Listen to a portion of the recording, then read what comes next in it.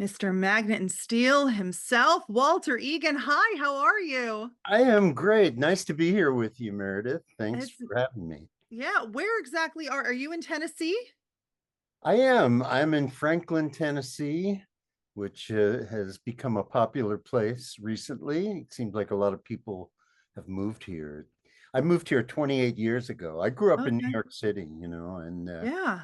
I've been everywhere. Of course, I lived in LA for 20 years and went to school in DC, and I think you're somewhere close to I'm DC. in Maryland, so right down the street in about an hour.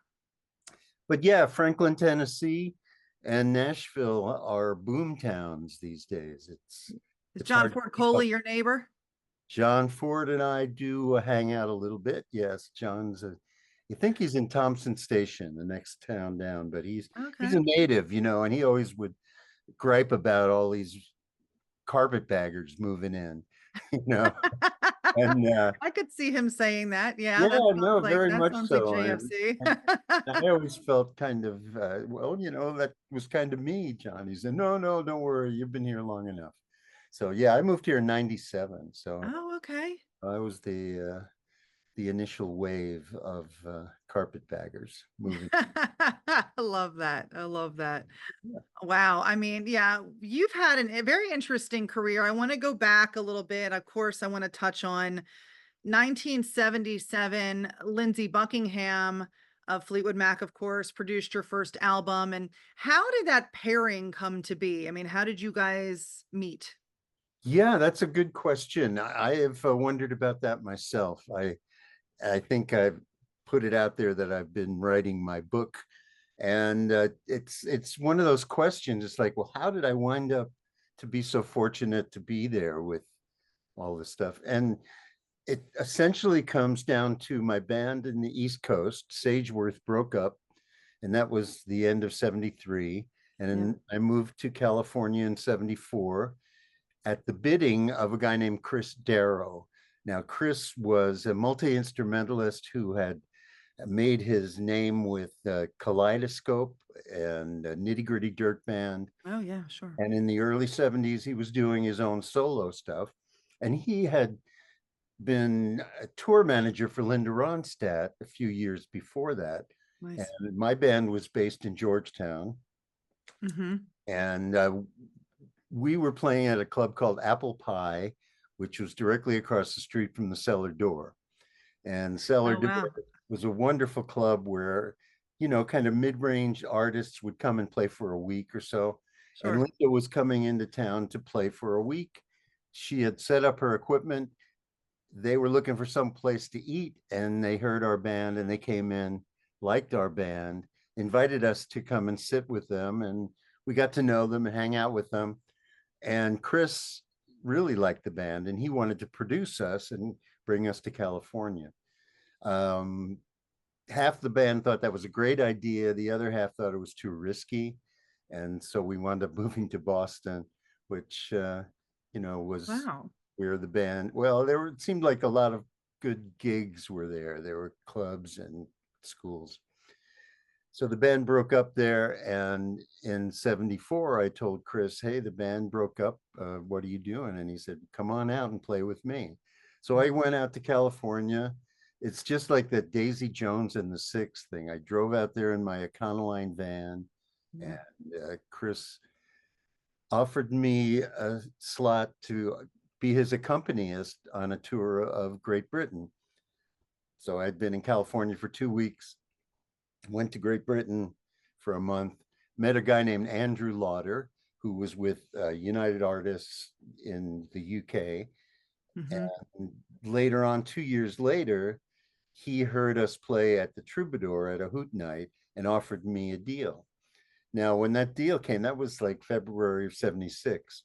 We had been doing demos at a wonderful studio called Sound City, which has become somewhat legendary thanks to Dave Grohl and all the great people that played there. Yeah. And it's recorded there. And so when I had that deal in hand, I was looking for a producer. I wanted someone like Todd Rundgren or Oh, Brian Wilson, yeah. someone who I admired. and they were not really on the menu for me at that point. But my engineer at Sound City, a guy named Dwayne Scott, said, "Well, what about Buckingham Nicks?" I said, "I don't know. Who is that?" You know, and this was spring of '76. And he said, "No, no, they're really good. They were with Fleetwood Mac." He said, "Oh, well, I don't know the Fleetwood Mac. They're doing like psychedelic blues, right? That's not what I'm doing." "No, no, listen to this." And so I listened to the Buckingham Nicks album, eventually realized Stevie was the girl and Lindsey was the boy. Um, and I really liked it. I had been working in this band called Sageworth, which had a female vocalist named Annie McClune. So it was familiar to me, that male female thing. And sure enough, we went up and met both Stevie and Lindsey at Santa Barbara. They did a show there in April, Mhm. and it was like a Sunday afternoon show. And turned out Lindsey, liked a lot of the same music that I did, which was Beach Boys and Kingston Trio, which is how I learned how to play guitar. Yeah, I love And those influencers. That's great. yeah, and so we got along well. And at the time, he said, "Well, I don't think Stevie's going to be in it, so it'll just be me producing." Well, that didn't quite last very long, and Stevie was involved. So technically, my first album, Fundamental Role, was the name of it. Yep. Um, was produced by Lindsey and Stevie and myself and Dwayne Scott. But of course, Lindsey was kind of the alpha in the group, and Stevie and Lindsey would have good days and bad days in the studio. They would come in. Sometimes they'd be very friendly with one another, and other times you could tell there was some kind of thing going on between them.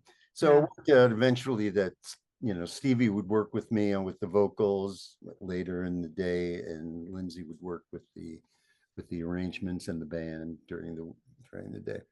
But yeah, it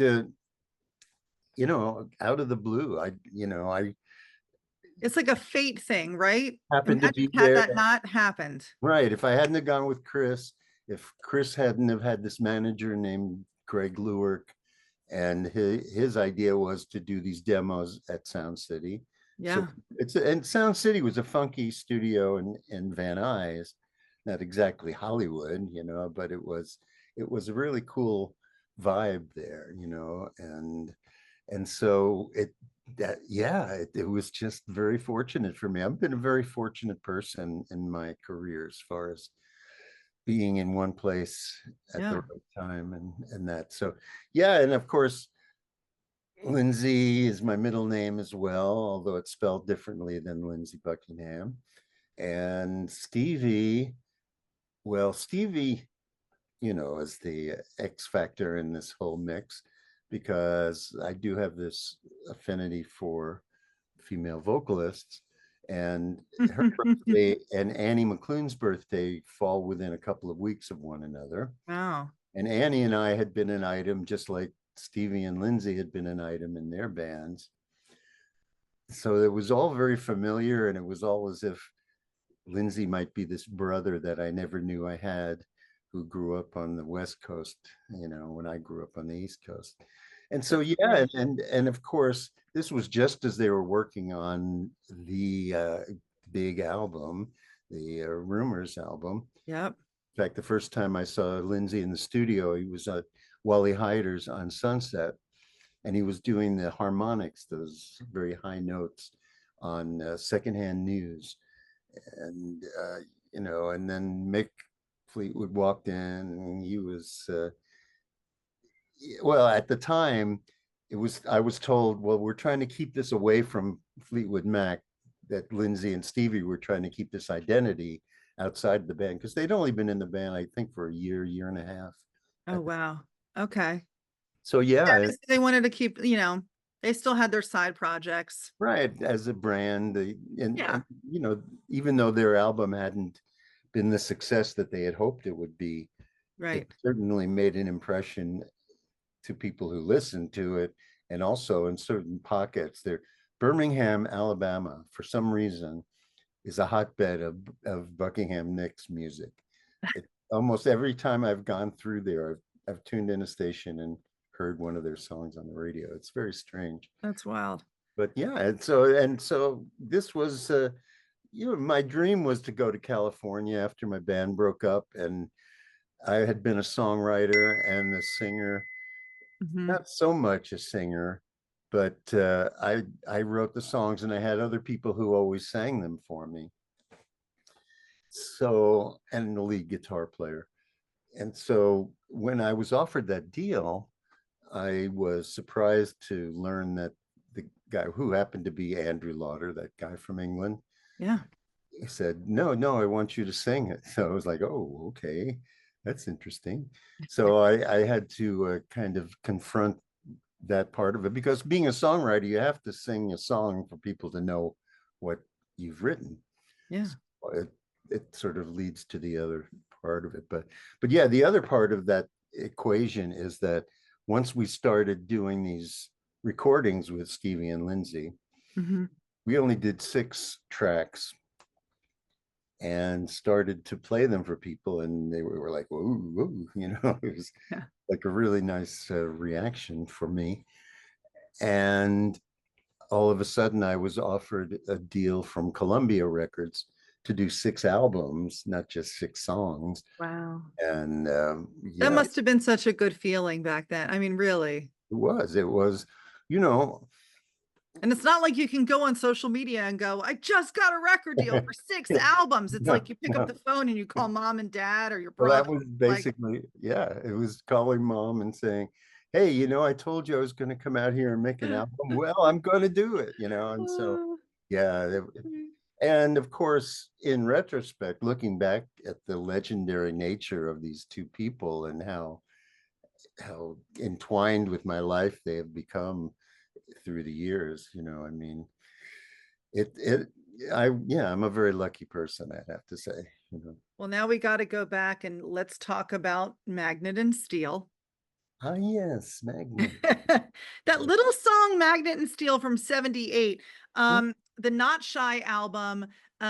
You had already, of course, been working with Lindsey and Stevie, but let's talk about Magnet and Steel because obviously we know what's put out there, but I want to hear from the horse's mouth exactly the songwriting process and idea that you had for this song and how it came to be. Okay, well, my songwriting process usually begins with me idly strumming my guitar and probably thinking about other things and just kind of noodling, as they say, on the guitar.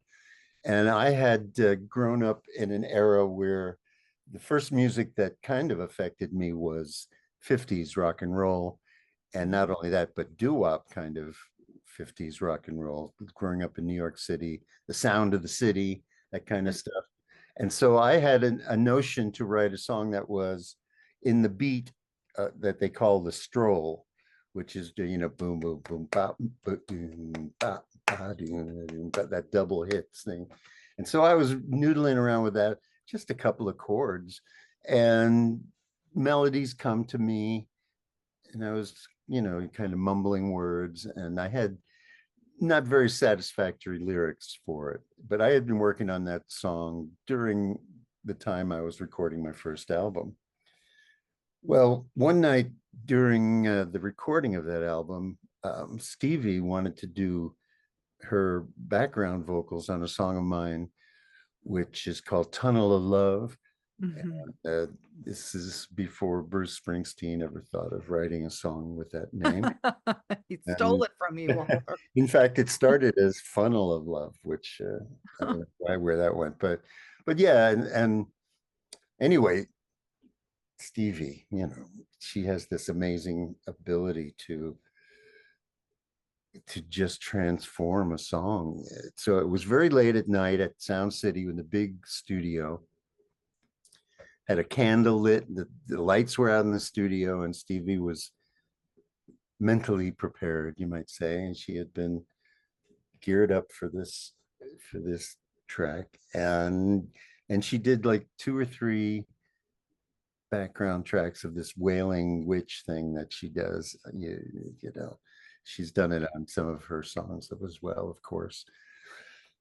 And I was moved, as they say, by her performance, and I had agreed to drive her home that night. And all of a sudden, I was like, "My goodness, I'm here with this amazing woman," and telling her, "You were really amazing, Stevie." And she was very, she had a bit of insecurity in those days. It was before the icon status had kicked in, I think. And she was grateful that I appreciated her Mm. work. Anyway, so I got on the freeway to go home where I was living out in Ontario, um, the Inland Empire, as they call it in LA. It's about 40 miles east. And there was this lowrider car, which was all tricked out. It was had the metal flake paint and it had the lights underneath it and the fringe around the light. It was the epitome of that kind of car, you know. And I noticed the license plate said "not shy," and I am one who thinks he recognizes clues from the universe as a songwriter. It's like you either hear a phrase or Yeah. you notice something, and Yeah. so I went with that. I was like, yeah, not shy, not shy.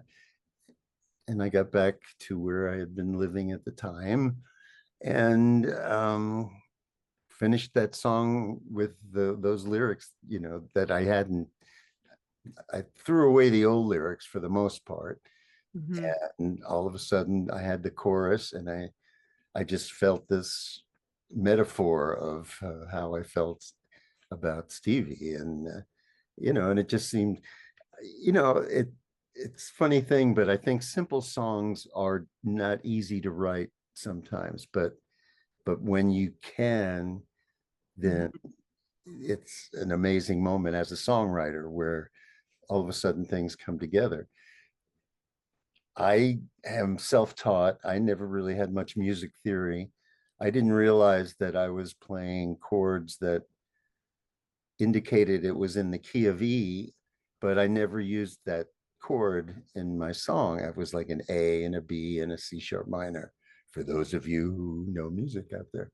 And so when I brought it to the band to play, they were like, why are you staying on that? What it should change there? No, it doesn't change there. It's this intuitive way of writing songs that in my best songs, I think I've been able to tap into. Yeah. So, so that, yeah, it's pretty much the way it happened. That the song was written in probably a half an hour after I got home. I find that just amazing. I really do. I've always said that the songwriters have the stories because I think it's interesting. Some people that I've interviewed, uh, they're more lyrically inclined to come up with something first and add the music, and then some start with the music and then have to figure out the lyrics. And it's just, I think when people put on an album and they're listening to it, they don't ever think, see, I think, how did they think about this? Where does it come from? I Mhm. like to know the origin. I like to know the backstories. And Yeah. I think that's really neat because you start singing these songs and you go, gosh, that's my favorite song. What's your favorite song, but why? No, don't you want to know where it came from and who wrote it and how it came to be? I just think it's really cool. So thank you for sharing that with Well, us. sure, and it's amazing to me. I mean, it was a very honest and sincere Yeah. dumping of my emotions into that song at the time. It was nothing calculated about it. It was like, it didn't occur to me that I should have used an E chord. It didn't, and it didn't occur to me that the verse shouldn't go that extra two measures that it goes before it hits the Yeah. chord, which guys in my band who were, classically trained and stuff, they're going, wait, shouldn't it change there? Or even to the fact that my friend John Zambetti, who he and I started out together in high school and had the band the Malibus and still play in it now and then when we get a chance. he thought the solo that I played on it, he said, you know, you're playing a wrong note in that solo. I was like, oh yeah, I don't know. I think it's okay, John. You know, so Yeah. yeah, it's funny thing how things come together that way. And as a songwriter, I started writing songs when I was 16. I got a guitar when I was 15 and got bored playing scales, and so I would make up songs, you know, and Yeah. it seemed like that was a more interesting way to use the guitar for me. And I I never have stopped writing songs. Yeah, I may have slowed down in the last few years just because I feel like I have a backlog of what I think are really great songs. You know, of course, you know, when you do them, you have to believe in them. And so at the moment, there's a label called Red Steel Music out of London Hmm. that has been issuing some records for me, my latest records. And so yeah, I've had like 15 solo albums, and the latest one is called Pluck with an exclamation point. You know, it's what you do to a string, Yep. You pluck that string. and it also is a description of someone who keeps doing something even though it's, you know, perseverance. So yeah, that I'm going to ask you something that I don't think I've ever asked any other artist. uh-oh. It just came to me.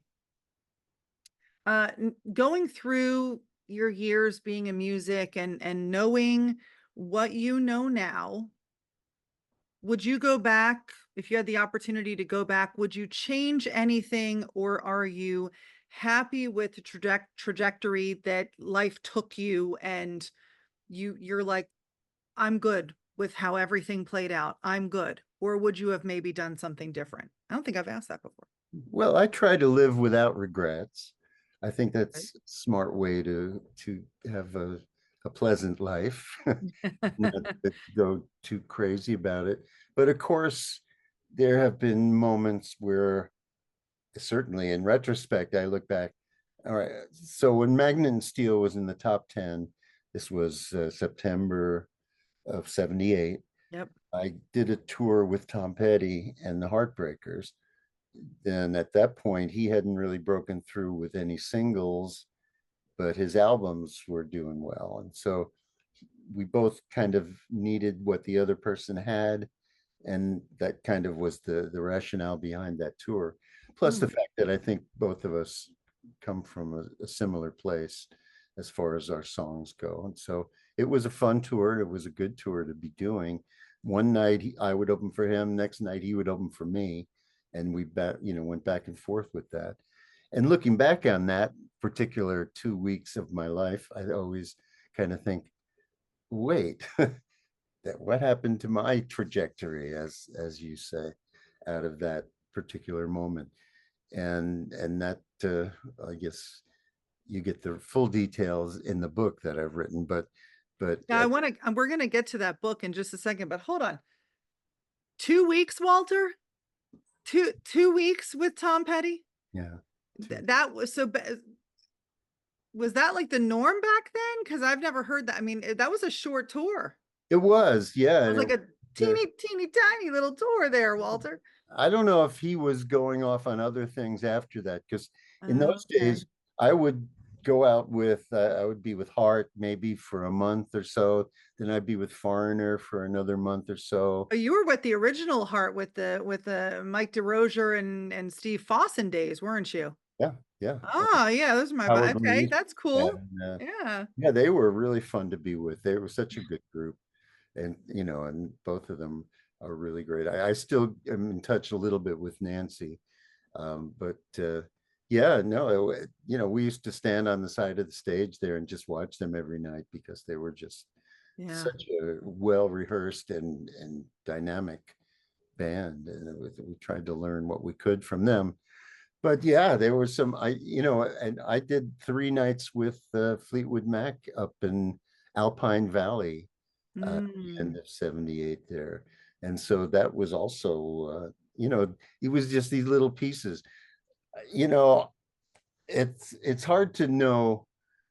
Well, I mean, I think what happened in a nutshell is that the man who signed me to Columbia, a guy named Don Ellis, not the trumpet player, but the A&R man. Yeah.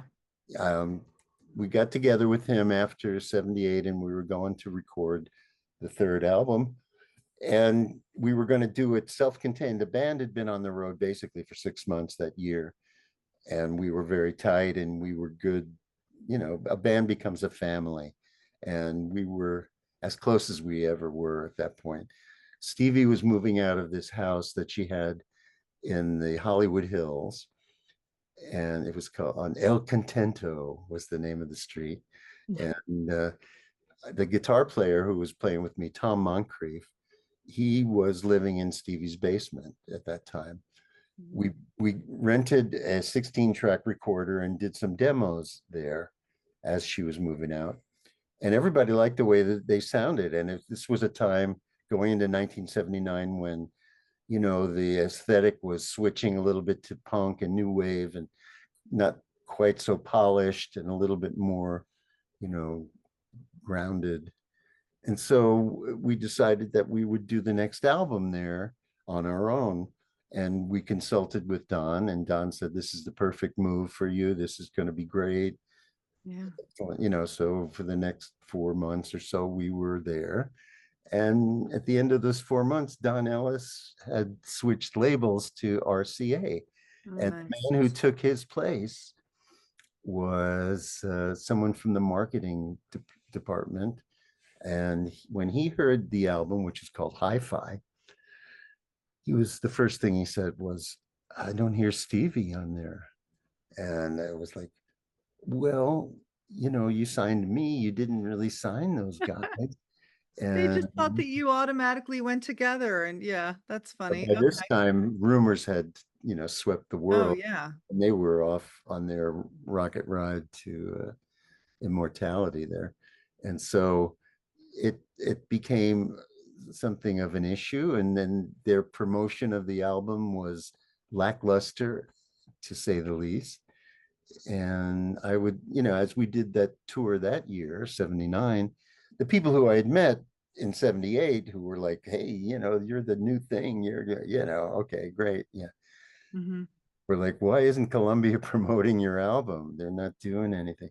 And, you know, the beauty of Columbia is when the big machine that Columbia is Hmm. behind you, they they stay with it. I mean, Magnet and Steel lost its bullet, you know, a couple of times going up the charts before it got to the top 10. And in 79, that feeling wasn't the same. The people, it was also a time of belt tightening. It was the gas crisis, I think, at the Yeah. time. And, Yeah. and guys at Columbia were talking about, "Oh, I've got a target on my back," and all this stuff. So, you know, times change, and record politics is something that I had no idea about until I started being in there with it. You're there. And that was what it was. And so I was halfway through my 6 albums feeling like I've wasted basically half the year making this album that they're not really going to do anything with. And then we got back into the studio again for it's like, well, let's just go back and do another album. And so, yeah, they went on from there. But yeah, and at that, then it became confused after that. We worked with a guy named Earl Mankey, who was in Half Nelson, and he also, which Half Nelson became Sparks.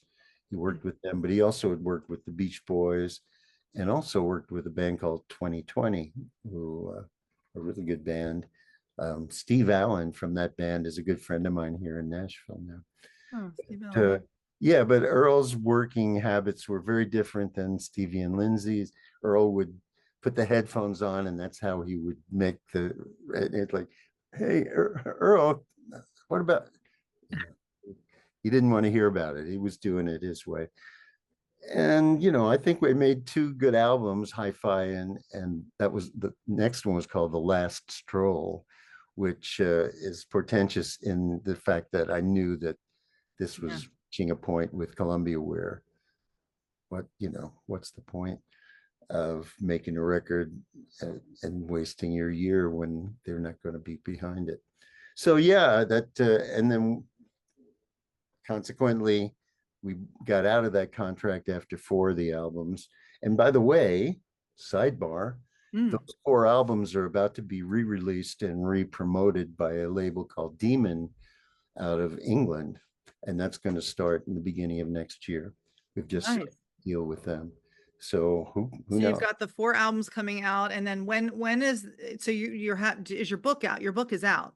The book is not out. No, No, no, the book's not out. Okay. yeah, that was a confusing picture. I have a fan who is obsessive in her own way. Anyway, and she gets, you told me you'd tell me when the book came out, and it's I see it on Amazon. It's like, really? That's a good trick because I can't get anyone who wants to publish it yet. It's either too long or it's is not the right time for the music memoir to come out or that kind of. Always a good time for the music memoir. Yeah, I know. We It's call. Who do we call? Because yeah, we always need the books. Yeah.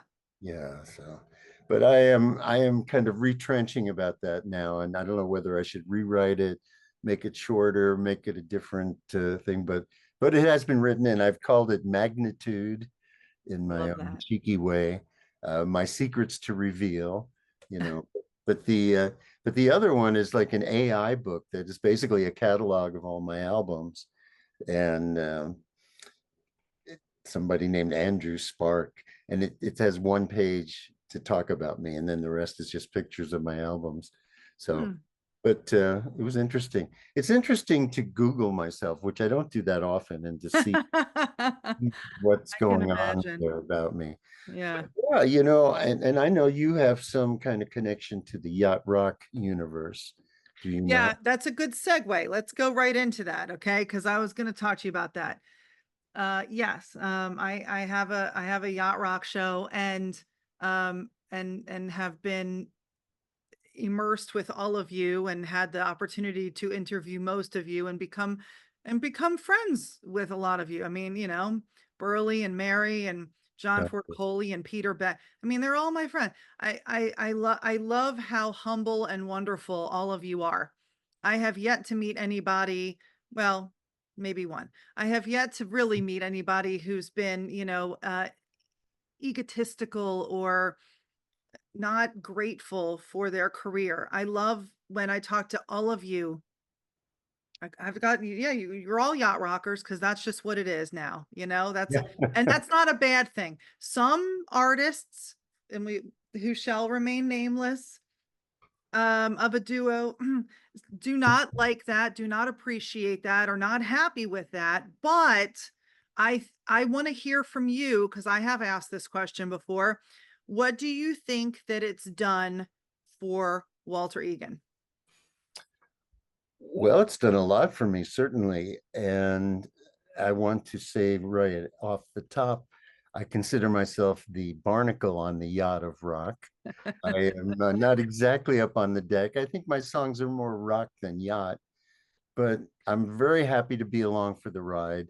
And as you say, all those people, I've been doing these shows with Ambrosia and Mhm. Peter Beckett and John Ford and Elliot, and Love Elliot. they've been they've been just a joy for me. It's like a victory lap in a lot of ways. And and before that, of course, the band out of Atlanta called the Yacht Rock Review, Yes. often Yeah, yeah. overlooked in this particular conversation, but they're the ones who really launched the yacht, as it were. And they got in touch with me 15 years ago, probably, and it was like, you what? You do what? Well, we're a cover band that does this music, and we call ourselves Yacht Rock Review. Yeah.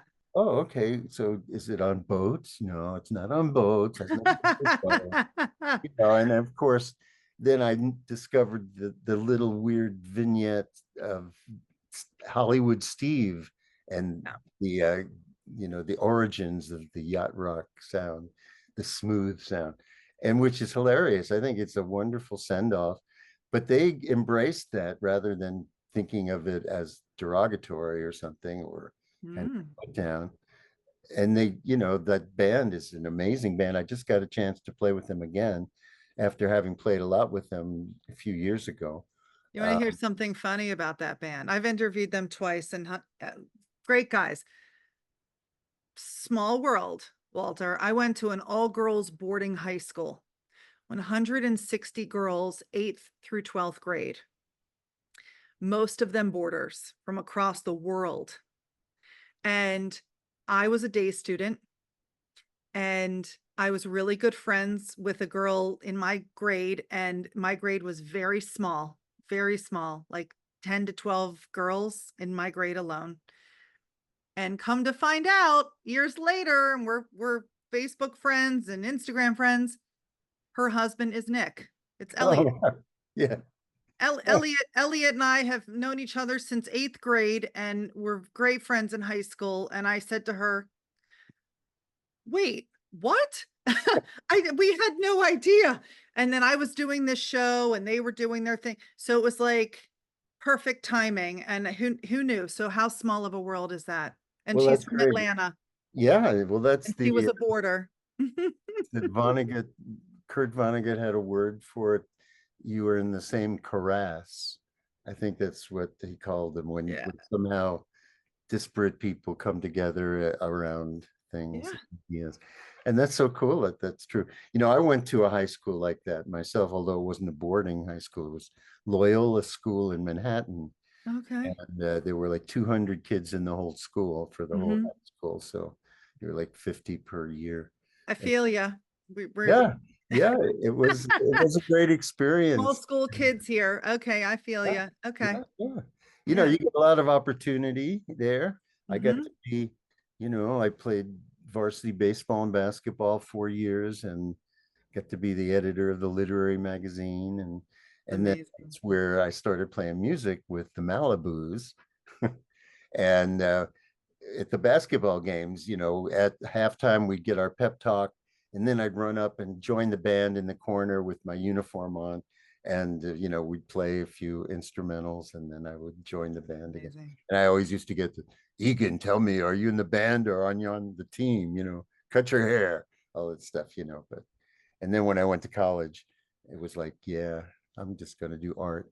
So I was an art major in college. Yeah. At Georgetown in DC. Yeah, that's I right. just have a couple, we have to wrap up in just a few minutes. I've got to just ask you a couple more questions. Well, first, I just want to bring people's attention really quickly. I did not realize this, that you were in Lindsey Buckingham's 1981 video Trouble. And Yes, this yeah. is so cool because it's you and people that love yacht rock. Go watch this video again because I hadn't watched it in years, and I watched it again last night, and I'm like, so cool. You and Bob Welch and Mick Fleetwood and Dwight Twilley, who did Girls, love Dwight Twilley. You're all in this video together, and it's really, really cool. So anybody, watching, listening, go and watch the Lindsey Buckingham Trouble video. And then of course, watch Magnet and Steel because a young Walter is you're so cute. You just pinch your cheeks, just adorable. Um, uh That's the Talking about yacht rock, I am so unbelievably sad that I cannot join you in Cabo Oh, October yeah. 24th, 25th, and 26th because my daughters are going off to college, and it's parents weekend at Wisconsin Madison, and I have to, it's the same weekend, so I gotta go Uh, be yeah. mom comes first. So It's the Woodstock Sunset of yacht Fest. rock. What? The Woodstock of yacht A rock. Woodstock of yacht rock. I love this. Sunsetfestcabo.com for information and tickets. But you got Kenny Loggins, Rick Springfield, who I just saw, Ambrosia, Christopher Cross, Peter Beckett of Player, Elliot Lurie of Looking Glass, John Ford Coley, Al Stewart, Pablo Cruz, Walter Egan, so many more. I think this is like a yacht rocker's dream concert, and I'm so sad that I have to miss that. But I expect to see lots of videos and pictures, and since it's probably going to be a very good success, and it will draw a nice crowd out to Cabo, hopefully. I'm sure it will because this is going to be very popular. I'm hoping that more of these types of events go on. I'm trying to get one here in Maryland. It's Maryland, it's like, well, would you rather do one in Maryland or Cabo? I get it. Yeah, if people want to go to Cabo, I get it. I've been to Cabo. It's great. I've never been So, to Mexico, so I'm looking forward to oh, that. Cabo's great, and I will. You're going to be there the whole time. I will message you a restaurant that you have got to Oh, try. okay, great. It is phenomenal. Well, Um, I'll tell you, there's two things about what you've just spoken about. yeah, I know that on the on the picture of that Lindsey video, yeah. it says Dwight Twilley was there. I'm not sure that Dwight Twilley was there. It said I'm on a Dwight drums. Twilley fan. It said with Mick Fleetwood behind Mick was, but we'll Yeah, check on that. but But Dwight yeah, it's played drums. That's the thing. I think it's somebody who looked like Dwight Twilley that is, okay. it's the same way that there's a picture of me from Sound City with my engineer, Dwayne, in the front, Stevie in the corner, me next to her, and then Lindsey over on the other side. And it says it was Buckingham Nicks session, but it wasn't a Buckingham Nicks session. It was Gotcha. mine. So I think these things are self-perpetuating, but Yeah, yeah, yeah. happy And to if I be got it wrong. wrong, my I, bad. I'll be happy to be wrong about it because I love Dwight Twilley and his work.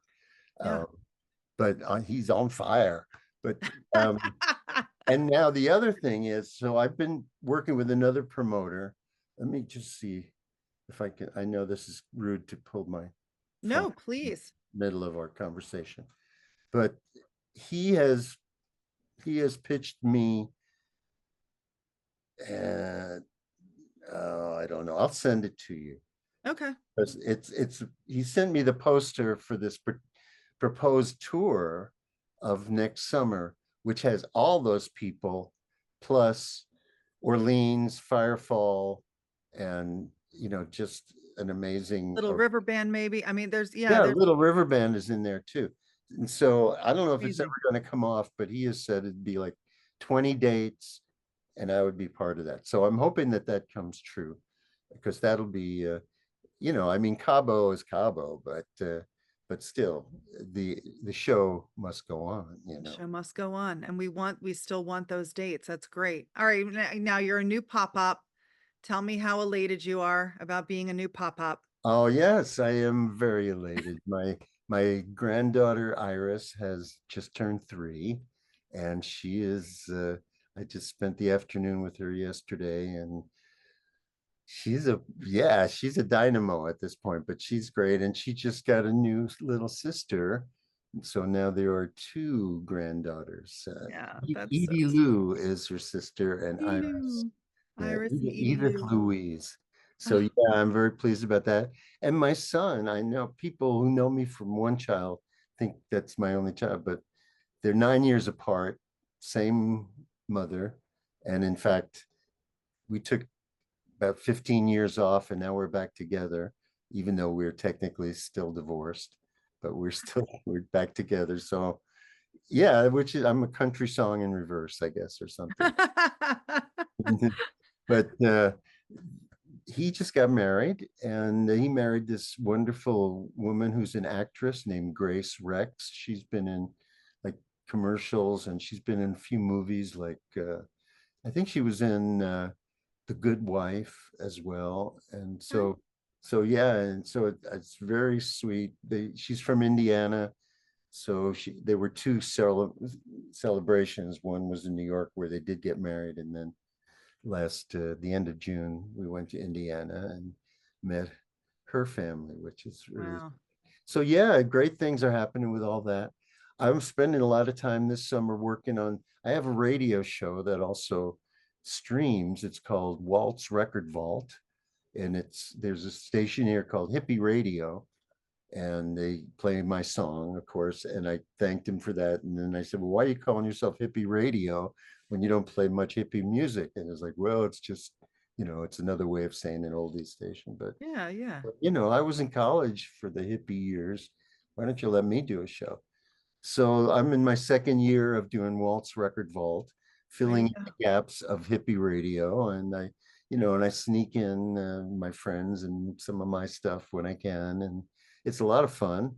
So that's on Sunday nights. It streams live on hippieradio945.com. You can tune in anywhere in the world, but it's also archived. I have about 60 shows archived now. And that's also could be found hippie radio, one word, 945.com. Anyway, so yeah, so that's been fun for me. Yeah, trying to figure out this book thing is another thing, and but Well, I'm keep really us happy. keep us posted. Keep us posted, Walter. And where do you have a website that that people can find you? The best place is my Facebook page. That's where I do it. Walter Lindsey Egan Okay. Facebook. There's an official Walter Egan page that the label in England has put up, and that's mostly okay. They put a lot of weird stuff on there, but the one that I control is Walter Lindsey Egan. And what you said earlier about regrets, or or the trajectory of my life. Yeah, I mean, on one level, it would have been nice to have had two or three Magnan steels that would sort of make more sense. But I consider myself amazingly fortunate for someone who decided on his own, Mom, I don't want to take lessons. I'm just going to play this guitar. I'm going to learn myself. I'm going to Mhm. be a songwriter, and I'm just going to keep doing it. And for that to work out, and to get to the point where it has, and to have a song that seemingly has touched so many people, it is blows my mind, actually. I get people who tell me they started their family to the song, and they've got people who tell me they hear it on the radio, and God is singing it to them because they don't have a radio. It's just a clock. I mean, there was a letter that I got once from a woman that said, anyway, yeah. So, it's blown my mind. My, I'm a mom because of you. Woo! yeah, you know, and to be in New York Times crossword puzzle answer and things like that is like, it's crazy. It's crazy Yeah, stuff. So yeah, it's no complaints here. I think I love that. I'm happy that the yacht rock phenomenon has picked me up in my lifeboat, and taken me for the ride, and I'm enjoying that very much. I think I'm still playing really well, and I had lots of songs, and I'm happy to be alive, as they say. Well, we're happy to, Walter. It's been a pleasure talking to you. I thank you so much, and I can't wait to hear more music from you, and may the yacht rock wave ride on. Right on. All right.